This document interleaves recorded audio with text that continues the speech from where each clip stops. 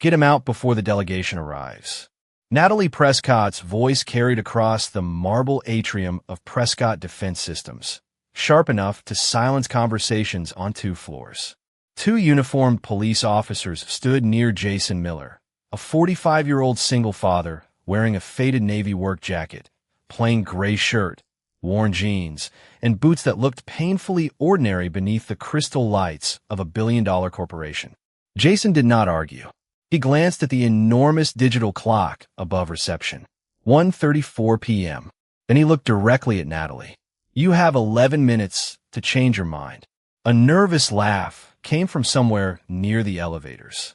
Natalie's expression hardened. Is that a threat? No, ma'am. Then what happens in 11 minutes? Jason adjusted the strap of his old backpack. Your execution window opens. Natalie stepped closer. At 40, she had built Prescott Defense Systems into a company known for precision, discipline, and deadlines that did not move. Today, federal representatives were arriving to finalize the largest contract in company history, worth more than $1 billion. She would not let an outside technician derail it. My legal team understands our contract, she said. Better than you do. Jason's eyes remained calm. I wasn't talking about your legal team. One officer spoke politely. Sir, we've been asked to escort you from the property. I understand. Jason started toward the glass doors. Around him, employees stopped pretending not to watch. Some knew he had interrupted a technical certification meeting upstairs. Others knew only that Natalie had ordered him removed. Nobody knew why he seemed less worried than the executives surrounding her. Halfway across the atrium, the outer pocket of Jason's backpack caught against his jacket. A white envelope slipped onto the marble. A young systems engineer named Evan Brooks bent to retrieve it. Mr. Miller, you dropped this. The envelope had a child's handwriting across the front. Good luck, Dad. Jason smiled faintly. My daughter, Sophie. As Evan handed it back, something else slid partly from inside. An old laminated identification card bearing a faded federal program seal. Evan froze. He recognized the emblem from archived engineering documents. Beneath Jason's photograph, only fragments of the title remained visible, but one word was unmistakable. Architect. Wait, Evan whispered. Where did you get that? Jason gently tucked the card back into the envelope. Long time ago.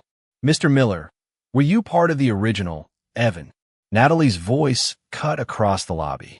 We have a signing to prepare for. Evan looked at her. Ms. Prescott, I think you should see his identification. Later. But this could matter. The only thing that matters is getting our certification completed before 1:45. Jason looked at the clock again. 1:36, 9 minutes. He's trying to tell you something, Jason said. Natalie folded her arms. So were you, for 3 hours. And you still haven't listened. The warmth disappeared from her face. Officers, please continue. Jason nodded to them and resumed, walking without resistance. No anger. No humiliation performed for the crowd. Only the quiet dignity of a man who had already decided what he would not compromise. His phone vibrated inside his pocket. He removed it and read a message from Richard Hayes. Execution window confirmed. Final certification still awaits your authority. Jason locked the screen. Natalie noticed. Another warning? She asked. No. Jason looked once more at the clock. 1:37, a reminder. Of what? Jason slipped the phone away. That in 8 minutes, somebody has to decide whether your billion-dollar contract deserves a signature. Natalie turned toward the elevators, dismissing him with a shake of her head. Jason continued toward the doors beside the officers. Evan remained frozen near reception, staring at the place where he had seen the federal card. Then he remembered something from the original system archives. Every commercial deployment required one final certification from the principal architect. He looked at Jason, then at the countdown clock, and suddenly understood why the single father being escorted out was counting every minute. 11 hours earlier, Jason Miller was standing in the narrow kitchen of his modest suburban Chicago home, trying to make scrambled eggs while his 10-year-old daughter, Sophie, decorated a white envelope with blue stars. You're going to burn breakfast again, she said. That happened once. 3 times. Those other two were intentional. Sophie laughed, and for a moment Jason forgot about the confidential message waiting on his phone. Morning sunlight spilled through the blinds onto unpaid utility bills, a school permission slip, and the chipped coffee mug he had carried through more difficult years than he cared to count. Since Sophie's mother died, Jason had learned how to pack lunches, braid hair badly, stretch a paycheck, and smile when he was tired. At 6:41 a.m., his phone vibrated again. Richard Hayes. Jason opened the message. Need you at Prescott Defense by 8:30. Final independent review. Discretion required. Sophie noticed his expression. Important? Maybe. That means yes. She pushed the decorated envelope toward him.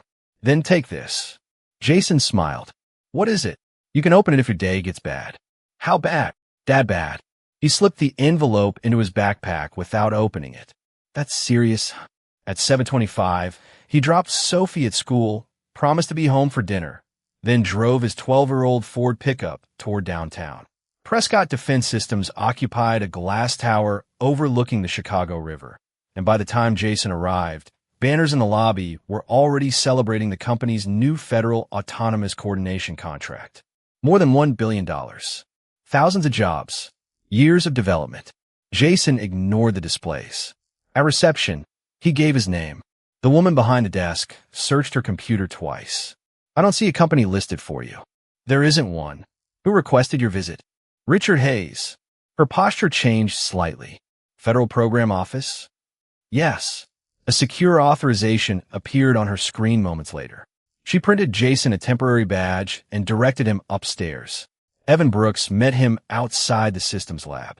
At 32, Evan was one of Prescott's youngest senior engineers, energetic and visibly exhausted. Jason Miller? That's me. Evan glanced at his faded jacket.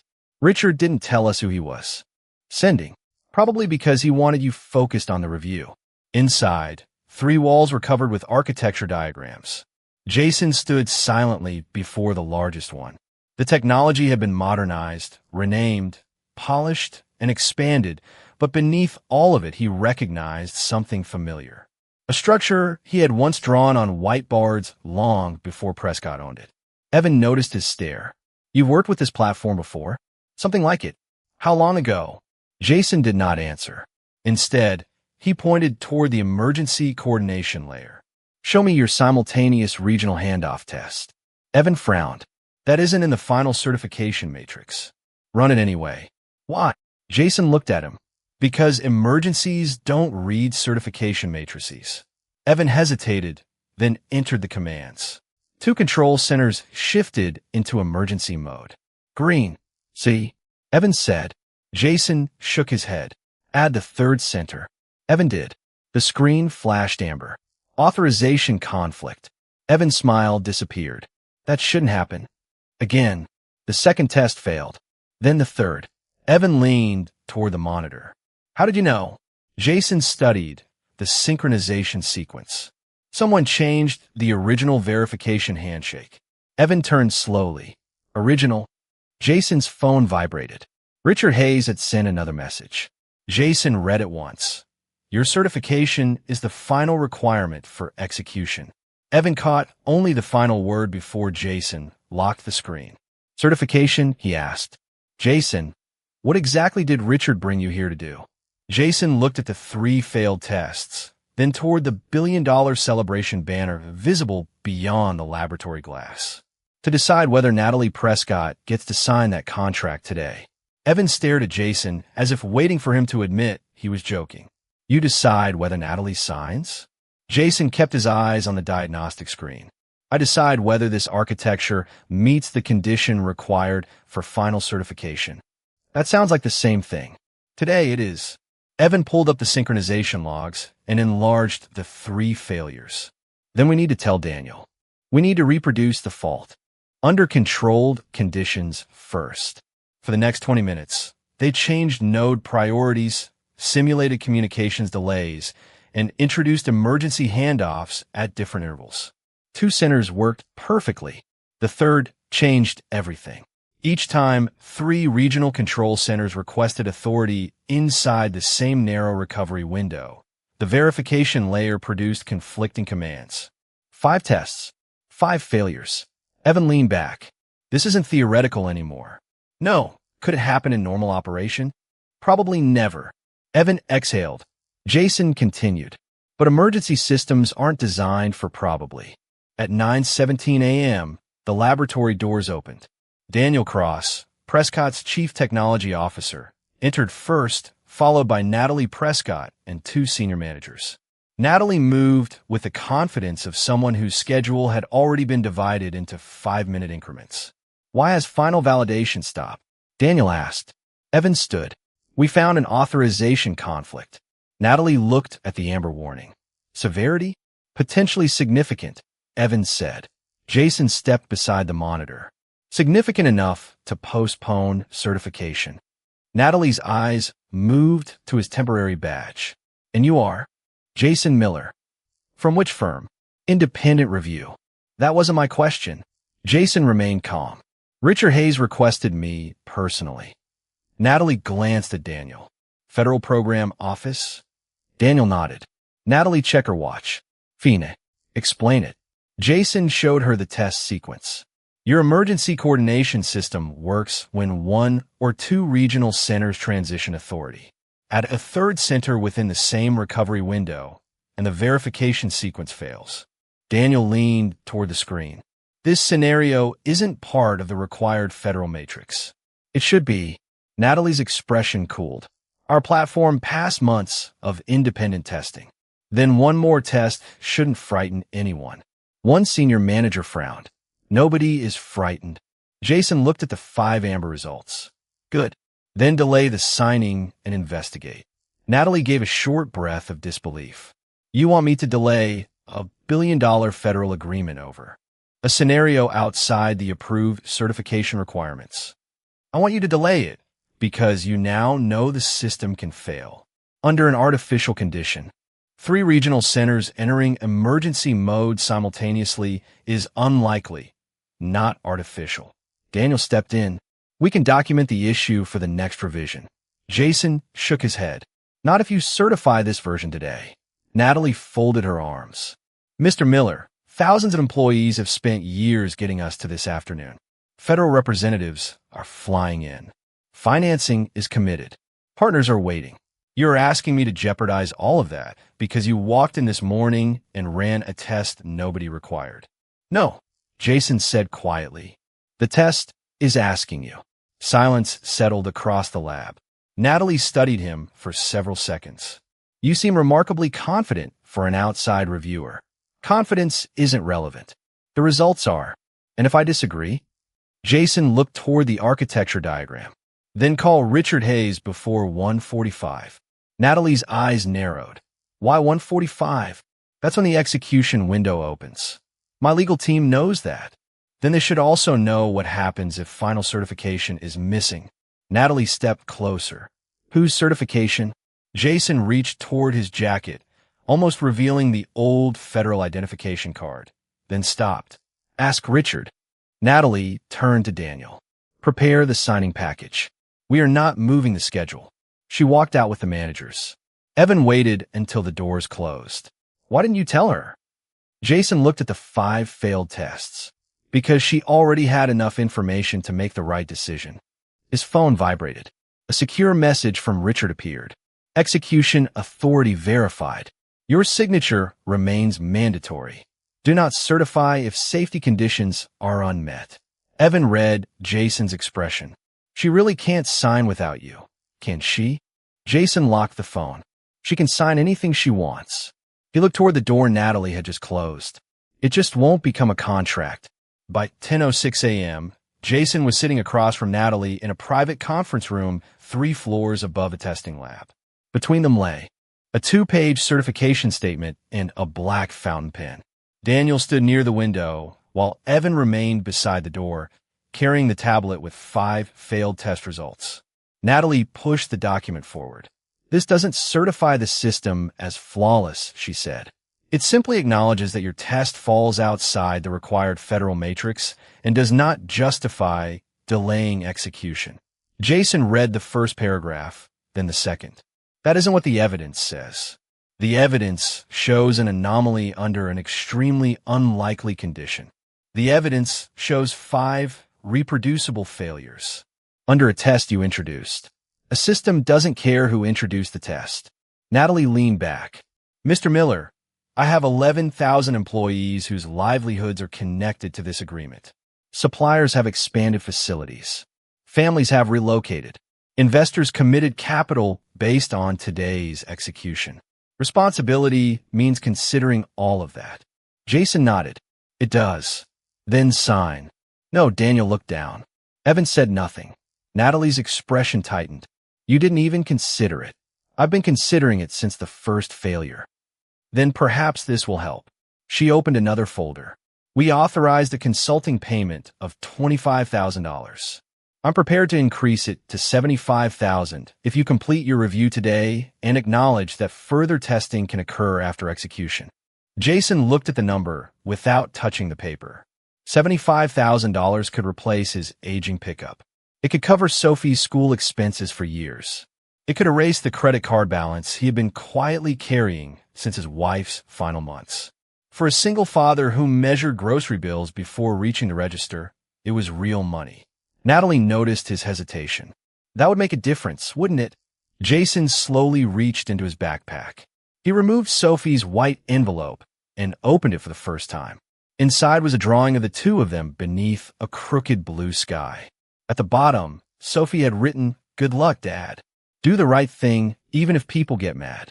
Jason smiled faintly. She knows me too well. Natalie glanced at the drawing. Your daughter? Sophie. 10. He folded the paper carefully.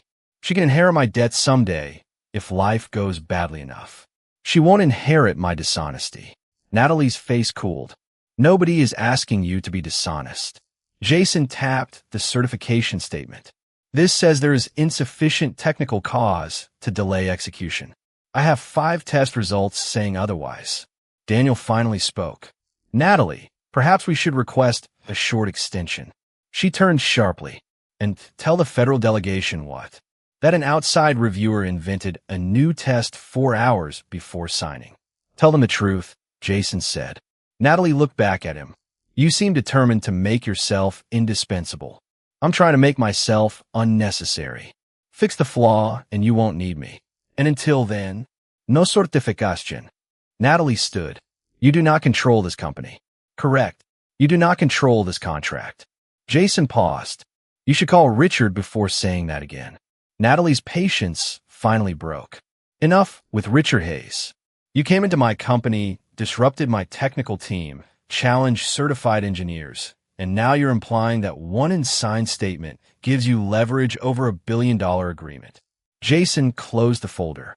Not leverage. Responsibility. Your review ends now. Then document that I refuse certification. Natalie pressed the conference phone. Security, come to Executive Conference 3. Evan stepped forward. Ms. Prescott, please wait. There's something about Jason's credentials we haven't verified. Then verify it after he leaves. Jason stood and shouldered his backpack. Natalie looked at him one final time. Sign the statement, take the money, and walk out professionally. Jason slid the pen back toward her. No. Minutes later, security escorted him toward the elevators. His phone vibrated as the doors opened. Richard's message contained only one line. Final execution locked to your certification at 1:45. Jason looked at the time. 10:19 a.m. Natalie believed she had just removed an inconvenient consultant. In reality, she had sent away the only man whose approval could turn her. $1 billion signing ceremony into an actual contract. The elevator carried Jason and the security supervisor toward the lobby in silence. Evan had insisted on coming with them, despite Natalie ordering him back to the lab. You should let me call Richard, Evan said. She'll listen if the federal office explains why you're here. Jason watched the floor numbers descend. She already has 5 reasons to listen. You know that's not what I mean. I know. The doors opened onto the marble atrium, now transformed for the afternoon ceremony. American flags stood beside Prescott Defense Systems banners. Staff arranged refreshments near the reception desk. A giant display counted down toward the 1:45 p.m. execution window. Jason handed his temporary badge to security. "I'll leave." Evan lowered his voice. "Then what happens at 1:45? "That depends on Natalie. She thinks you're just an outside reviewer." Jason looked at him. "The system didn't fail because of my job title." Before Evan could answer, Daniel emerged from another elevator, followed by Natalie. "Mr. Miller." Jason stopped. Natalie approached, holding the folder he had refused to sign. "Security found that you still possess technical diagrams related to our protected architecture. They're my documents. They describe our system. They describe what existed before Prescott owned it." Natalie stared at him. "You expect me to believe that?" Evan stepped forward. "Ms. Prescott, please. His credentials need to be checked. You were told to return upstairs. I saw part of his federal identification. And it said architect." Natalie looked at Jason. "Show me." Jason remained still. "Call Richard Hayes." No more games. Then no more explanations. Natalie's patience disappeared. "You entered restricted engineering areas, disrupted certification, refused a reasonable statement, and now you're carrying documents you claim predate our ownership. I'm done debating." The security supervisor spoke carefully. "Ma'am, Mr. Miller has agreed to leave." Natalie glanced toward the lobby entrance, where two uniformed officers assigned to the federal event were speaking with building staff. Then she looked around at the employees watching. "Have the officers escort him out." Evan's face fell. "Natalie, don't." She ignored him. The officers approached calmly. "Sir, we understand you've been asked to leave the property." Jason nodded. "That's correct. Will you come with us?" "Of course." He adjusted his backpack and began walking beside them. No argument. No raised voice. No attempt to protect his pride. Employees watched from the balconies as the ordinary-looking single father crossed the polished floor beneath banners, celebrating a contract that still required his approval. Halfway to the doors, Sophie's white envelope slipped from the backpack pocket. Evan picked it up, but the old federal card slid onto the marble beside it. This time, the entire inscription was visible. Principal Systems Architect. Federal Autonomous Coordination Program. Evan stared at it. "Jason." Natalie turned. Evan held up the card. "You need to see this." Jason gently took it from him. "It's old." "Old doesn't mean irrelevant." Evan looked at Natalie. "His name is on the architecture archive. I remember it now." Natalie's expression flickered, but pride held firm. "Continue." Jason glanced at the digital clock. 1:34 p.m. He had been kept inside the building for more than 3 hours since security first arrived upstairs. 11 minutes remained. He looked at Natalie. "You have 11 minutes to change your mind." "Is that a threat?" "No." "Then what happens in 11 minutes? The execution window opens." Natalie folded her arms. "My legal team knows that." Jason's voice softened. "Then ask them whose certification is missing." Silence spread through the atrium. Natalie gestured toward the doors. "Take him out." Jason nodded once. "All right." His phone vibrated. Richard Hayes had sent another secure message. "Execution window confirmed. Final certification still awaits your authority." Jason looked at the message, then at Sophie's envelope. He had offered evidence, patience, and every chance for grace. Now the choice was no longer about protecting his dignity. It was about protecting the integrity of the system. He slipped the federal card back into his jacket and continued walking. Beside the officers, behind him, Evan rushed toward a reception terminal and opened the legacy archive. He entered Jason Miller's name. A single record appeared. Evan read it twice, then looked toward Natalie in disbelief. "Ms. Prescott," he said, his voice suddenly unsteady. "You need to stop them right now. Jason isn't waiting for federal approval." Natalie frowned. Evan turned the screen toward her. "Federal approval is waiting for Jason." Natalie stared at the legacy record on the reception terminal. For the first time all day, the certainty in her face disappeared. "Principal Systems Architect," she read quietly. Evan nodded. "The original federal program. Jason designed the core authorization architecture." Daniel stepped closer and scanned the record. "There's a certification clause." Natalie looked at him. "What clause?" Daniel read faster. his expression changing. Commercial deployment requires continuing safety approval from the designated original authority. Natalie turned toward the entrance. Jason was only a few yards from the glass doors, still walking calmly beside the officers. Mr. Miller. Jason stopped, but did not turn immediately. The digital clock above reception showed 1:39 p.m. 6 minutes. Natalie crossed the atrium. Why didn't you tell me? Jason finally faced her. I told you the system failed 5 times. That isn't what I asked. I know. You knew my contract required your certification. Yes. And you let me call security? Jason's expression remained steady. You didn't need to know I was powerful to decide whether evidence deserved respect. The words landed quietly. Natalie glanced around. Employees were watching from the balconies, executives from the elevators, and federal guests were beginning to enter through the opposite doors. Come upstairs, she said. We can resolve this privately. Jason looked at the clock. 1:40. Can you delay execution? I can ask legal. That's not what I asked. Natalie hesitated. Not without consequences. Then nothing has changed. She lowered her voice. Jason, this agreement is worth more than $1 billion. That doesn't make the failed tests safer. Thousands of jobs depend on it, which is why I won't certify a system we know can fail. Daniel stepped forward. We could issue a conditional technical note and correct the synchronization routine after execution. Jason shook his head. No, Natalie's jaw tightened. You would let this entire deal collapse. I would let a deadline pass before I put my name under something I don't trust. The clock changed to 1:42. 3 minutes. Natalie looked at Evan. Can your team fix it today? Maybe if Jason helps us. Then help them, she told Jason. I offered that hours ago. I'm asking now. And I'm answering the same way. Delay the signing first. Natalie looked toward Daniel, hoping for another option. He had none. 1:43, Jason's phone vibrated. Richard Hayes. Final execution, check active. Certification required. Natalie saw the message over his hand. Give me until after the ceremony. Jason looked at Sophie's envelope tucked inside his backpack. He remembered her uneven handwriting. Do the right thing even if people get mad. I can't.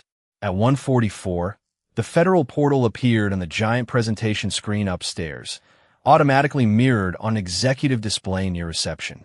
Ready for execution glowed in green. Beneath it was one unresolved field. Final system certification, pending. Natalie stared at Jason. One signature. After the system earns it. The clock changed to 1:45. Jason raised his phone and called Richard. The line connected instantly. Richard, withdraw my certification. Silence spread through the atrium. Confirming, Richard said, you are withholding final safety authorization due to unresolved technical failure. Confirmed. Understood. Effective immediately. Jason ended the call. 12 seconds. Natalie looked toward the executive display. For a moment, nothing happened. Then the green status vanished. Authorization withdrawn appeared in red. Daniel's phone chimed. Evans followed. Then Natalie's. The $1 billion agreement disappeared from the execution queue. Nobody spoke. Natalie refreshed the portal once, then again. Empty. What did you do? She whispered. Jason slipped his phone into his pocket. What you should have allowed me to do this morning. My job. Daniel opened an incoming federal notice and went pale. The signing session has been suspended. Natalie looked at Jason, finally understanding that his call had not summoned some powerful person to rescue him. The power had never been on the other end of the line. It had been standing quietly in front of her all along. Then Evan opened the archived modification history and froze. Jason, I found the change that caused the failure. Natalie turned. Evan stared at the executive approval field, and it came from his Prescott's office. Evan turned the monitor toward Natalie. The modification record was 18 months old, buried beneath hundreds of routine updates, but the approval field was unmistakable. Prescott Executive Office. Natalie stared at it. Open the supporting documents. Evan clicked through the archive. Daniel moved beside him while Jason remained several feet away, still holding Sophie's envelope. The officers quietly excused themselves once building security confirmed there was no reason for them to remain. Natalie barely noticed. Here, Evans said. The engineering team recommended keeping the verification handshake until additional stress testing was completed. Daniel read the next page. Management rejected the delay. Natalie looked at him. Why? Evan opened an email chain. The old handshake added latency. Removing it improved response time enough to meet a performance milestone. Who requested the accelerated milestone? Evan hesitated. Jason already understood. Natalie did too. My office, she said. Nobody corrected her. The truth needed no embellishment. Natalie stepped closer to the screen. Did I specifically order anyone to remove a safety safeguard? No, Evans said, but your office demanded the performance target remain unchanged. Daniel found another memorandum. Engineering warned that meeting both the deadline and the target would require modifying the verification layer. Natalie's shoulders lowered slightly. And I approved it. You approved the final package, Daniel said carefully. Natalie shook her head. Don't protect me with wording. Jason finally spoke. He isn't protecting you. There's a difference between responsibility and intent. Natalie turned toward him. Does that difference matter now? It matters if you're trying to learn instead of finding someone to blame. Around them, employees were still watching from a distance. The giant display no longer showed a celebration countdown. It showed nothing but the Prescott logo against a dark blue background. The billion-dollar agreement was gone. Natalie looked at Jason. You could leave right now. Yes. You could refuse to restore certification. Yes. And without your approval, Daniel answered quietly. The contract remains suspended. Natalie absorbed that. So you have everything you need to punish me. Jason's expression barely changed. This was never about punishment. After I had you escorted out, that was your mistake. It doesn't need to become mine. Evan looked at him with something close to disbelief. Natalie's voice softened. Why would you help us? Jason glanced at Sophie's envelope. Because 11,000 employees didn't make your decision. Because Evan tried to speak up. Because people who may depend on this system someday have never heard your name or mine. He looked directly at her. And because being treated without respect doesn't give me permission to stop acting with dignity. Natalie lowered her eyes. For the first time that day, she seemed less like the CEO of a billion-dollar corporation and more like a woman confronting the cost of certainty. What do you need? She asked. Jason answered immediately. Full access to every revision after that modification. An independent validation team. No retaliation against Evan or anyone who raised concerns. And no signing until the corrected architecture passes every test. Agreed. One more condition. Natalie waited. You tell the board exactly what happened. Daniel looked toward her. Natalie nodded. Including my approval. Especially your approval. Agreed. Within minutes, they were heading back upstairs. Jason sat beside Evan in the systems lab, while archive code filled 3 monitors. They traced the removed handshake, mapped every dependency built around it, and identified a way to restore verification without sacrificing emergency response time. 2 hours passed, then 3. At 5:28 p.m., Evan launched the first corrected simulation. Green. The second passed, then the third. Jason remained still, again under maximum delay. Evan adjusted the parameters. Green. Daniel exhaled. Natalie almost smiled, but Jason raised one hand. Independent validation first. At that moment, his phone rang. Richard Hayes. Jason answered. We found the cause. Richard listened, then said something that made Jason glance toward Natalie. What is it? She asked when he ended the call. Jason slipped the phone away. Federal procurement will reopen the execution window if the correction passes independent review. Natalie exhaled with relief. Jason continued. But Richard found something else in the original licensing file. Evan looked up. What? Jason's gaze settled on Natalie. My authority doesn't end with this contract. Every federal deployment built on the protected core requires my continuing safety certification. The room went silent again. Natalie finally understood the full scale of the man she had dismissed. Jason had not merely made $1 billion contract disappear. If he chose revenge, He could stand between Prescott Defense Systems and every future federal deployment built on the technology he had created. Natalie said nothing for several seconds. The meaning of Richard's discovery was too large for a quick response. Jason could have walked out, withheld certification indefinitely, and left Prescott Defense Systems explaining to its board why its future federal programs depended on a man the CEO had ordered removed. Instead, Jason pulled a chair toward Evan's workstation. "Let's finish the repair." Natalie stared at him. "After everything I did, you're still willing to certify our future deployments? If they're safe. That's all. That's the job." Evan looked between them, then returned to the code. By 6:10 p.m., the independent validation team had arrived and begun testing the corrected verification sequence. Jason insisted they run conditions beyond the original certification matrix: simultaneous regional failures, delayed communications, conflicting recovery requests, and maximum load emergency transitions. One test passed, then 6, then 12. Natalie remained near the back of the lab, no longer directing anyone. She listened. When an engineer raised a concern about a timing irregularity, she did not ask whether it threatened the deadline. She asked whether they needed more time. Jason noticed, but said nothing. Grace did not require applause every time someone took a better step. At 7:42, Sophie called. Jason stepped into the hallway. "You forgot dinner," she said. "I know, sweetheart. Did your day get that bad?" Jason smiled. "Pretty close. Did you open my envelope?" "I did. Did it work?" He glanced through the glass at Natalie, Evan, and the engineers gathered around the monitors. "Better than you know." Sophie paused. "Are you coming home?" "As soon as we finish doing the right thing." "Okay. I saved you pizza." When Jason returned, Natalie was waiting near the door. "Your daughter?" "Sophie, you stayed here instead of going home to her." "For tonight." Natalie looked toward the engineers.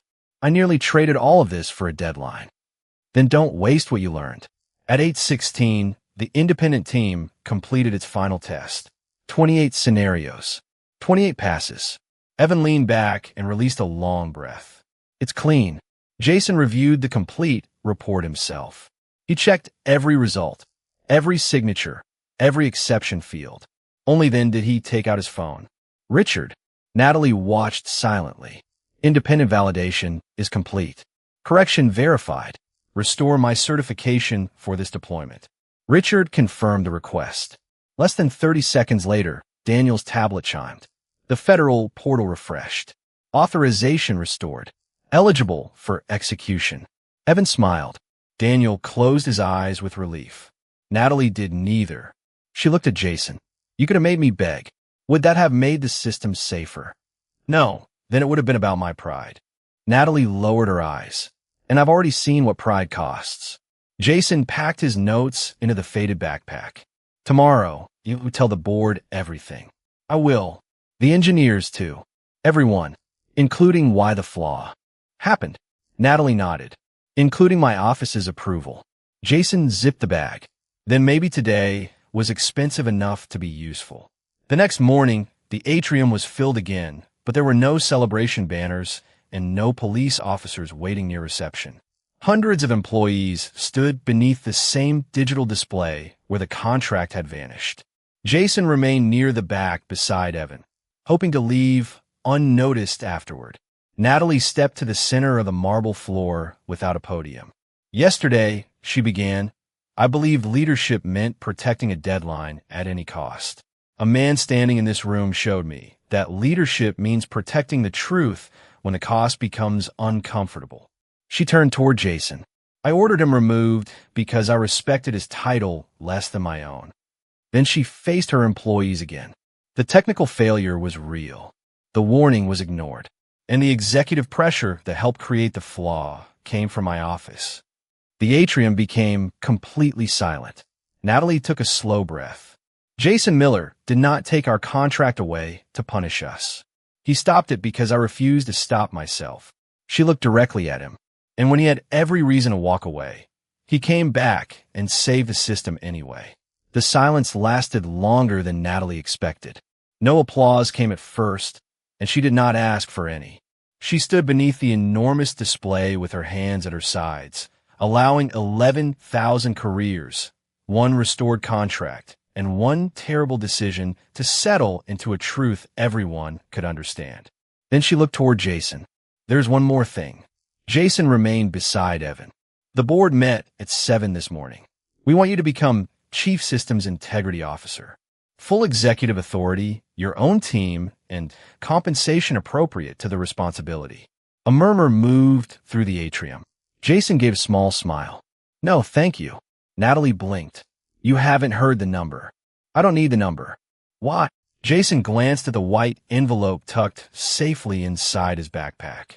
Because my daughter saved me pizza last night, and I got home after she fell asleep. I'm not interested in becoming important enough to keep missing dinner. A few employees smiled. Natalie did too, but Jason continued. Besides, your company doesn't need another powerful executive people are afraid to challenge. He nodded toward Evan. You need engineers like him to know they can raise their hand when something looks wrong and still have a career afterward. Evan lowered his eyes. Natalie nodded slowly. Then tell me what you would accept. Independent advisor. Limited hours. No executive office. Anything else? Yes. Create a safety review channel that reports independently of deadlines, revenue targets, and executive bonuses. Anyone in this company should be able to stop a technical process long enough to ask a legitimate question. Natalie held out her hand. Done. Jason shook it. Then I'll help. This time applause began quietly. Not for a billionaire contract or a corporate victory, but for something less visible and more valuable. A second chance handled with grace. Later that afternoon, federal procurement formally rescheduled the execution. The corrected architecture passed every additional review, and Jason signed the certification only after reading the final report twice. When his name appeared beneath the authorization field, the agreement became active. Natalie stood beside him watching the status turn green. Yesterday, one call made it disappear, she said. Today, one signature brought it back. Jason shook his head. The signature didn't bring it back. The engineers earning that signature did. Natalie looked through the glass toward Evan and his team. I understand that now. Jason picked up his backpack. Good. Jason. He turned. I keep thinking about what you said. That I shouldn't need to know someone is powerful before I listen. Then remember it when the next person doesn't have an old federal badge. Natalie nodded. I will. Jason walked out through the same glass doors he had nearly been escorted through the day before. Nobody stopped him. Nobody needed to. 45 minutes later, his old Ford pickup rolled into the driveway of his modest home. Sophie opened the front door before he reached it. You're early. I'm exactly on time. Did you fix everything? Jason crouched beside her. Not everything. The important thing? He thought about Natalie admitting her mistake, Evan finding his voice, and a company learning that deadlines could never be more valuable than truth. I think we fixed the beginning of it. Sophie pulled the decorated envelope from his backpack. So, my note worked. Best technical advice I got all day. She laughed and ran toward the kitchen. Jason followed, leaving his federal card inside the backpack. He did not need it at that table. Back at Prescott Defense Systems, Natalie passed the empty place in the atrium where Jason had stood while police waited beside him. She stopped for a moment and remembered how certain she had been. Then she remembered how quietly he had answered that certainty. Power had not changed Jason. Humiliation had not made him cruel. Victory had not made him arrogant. He had simply refused to surrender his dignity to someone else's title. And that became the lesson Natalie placed above every new safety review policy in the company. Never make someone prove they're powerful before you decide they deserve to be heard.